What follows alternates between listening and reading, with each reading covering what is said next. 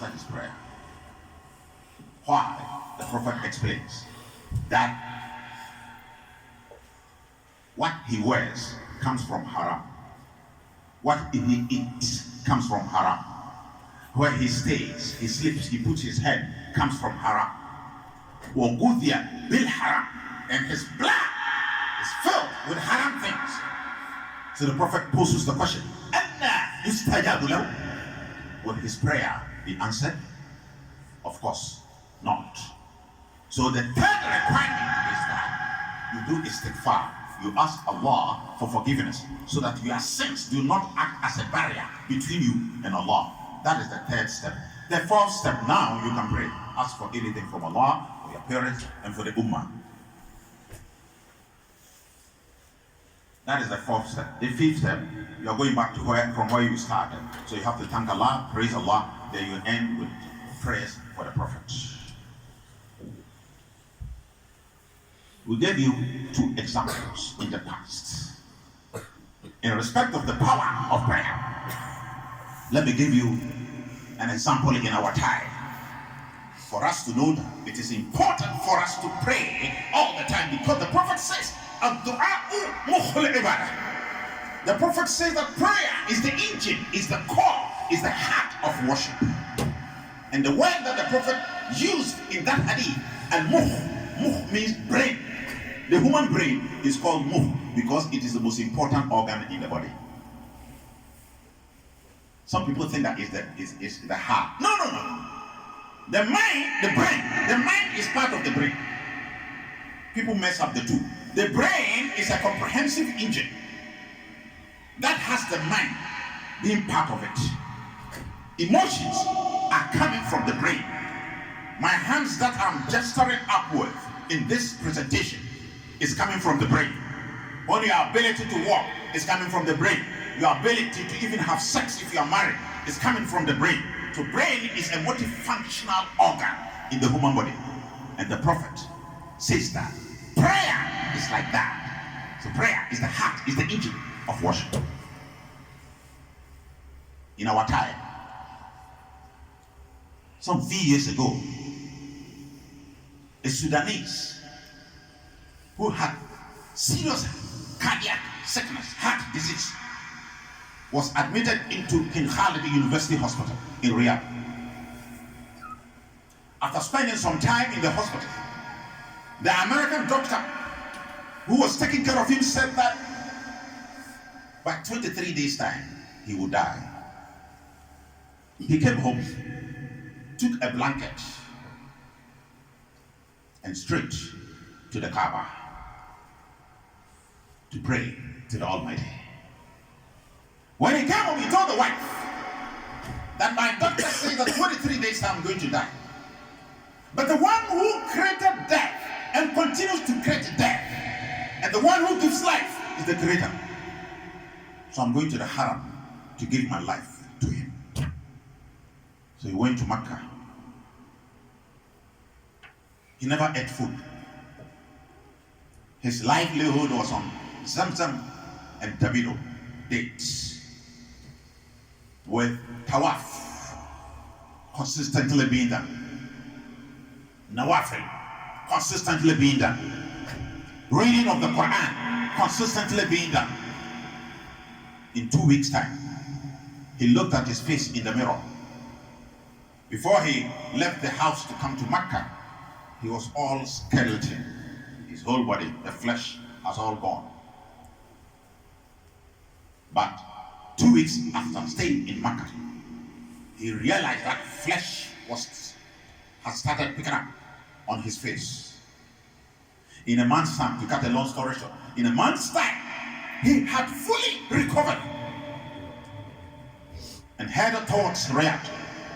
When he got to his residence, because he left as a skeleton, now he has come with flesh on the skeleton. So his appearance had changed, and the wife could not even make him out. It was his voice that gave him away. When he knocked his own house, his door, and the wife opened, the wife asked him, "Who are you?" It was when he spoke, she realized that That was the husband. The following day, the Sudanese went to King Khalid University Hospital to meet the doctor. When he met the doctor said, I had never seen you in my life before. He said, this is. Then he removed his ID, hospital ID. So the doctor keyed in the information. So the doctor was looking at the screen and asking questions. Who are you? Mention the name, place of birth, residential address, all the necessary details that we have on the screen about us when we go to hospitals.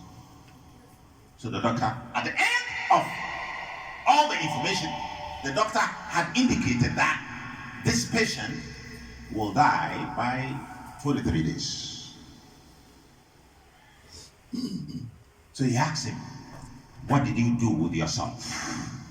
You left this place about a month ago. What did you do with yourself for you to receive this kind of recovery I have never seen in my life before? Then the Sudanese said, when I came here and you told me I was going to die by 23 days time, I went to Mecca to pray to the Almighty. So the figure you are seeing is not through any medication, but through the unique intervention of the Creator of the heavens and the earth. Then the doctor asked him, who is the Mufti of this country? He said, Sheikh bin Baz.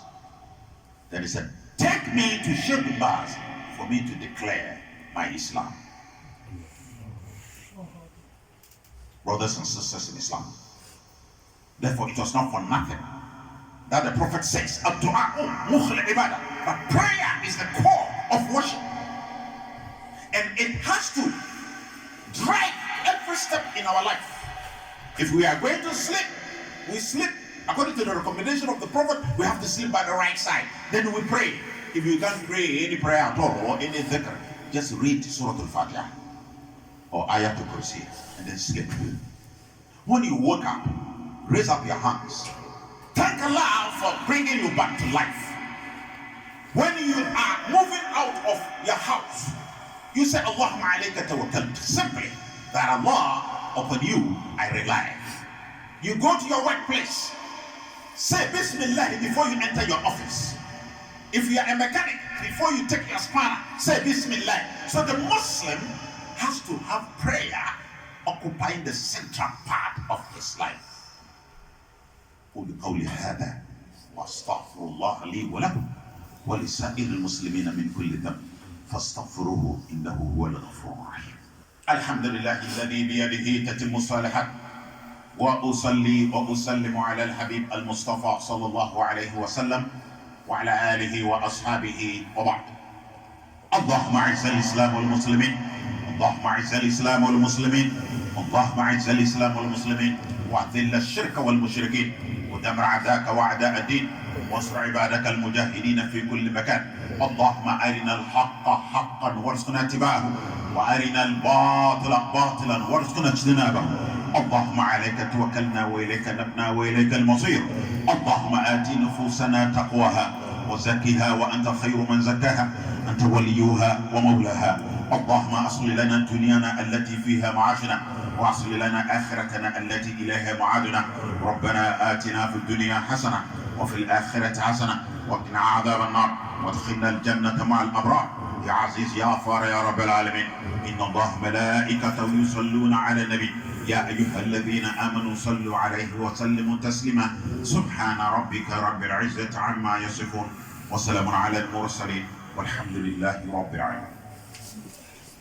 أشهد أن لا إله إلا الله، أشهد أن محمدا رسول الله. حي على الصلاة حي على الفلاح، قد قامت الصلاة قد قامت الصلاة. الله أكبر الله أكبر.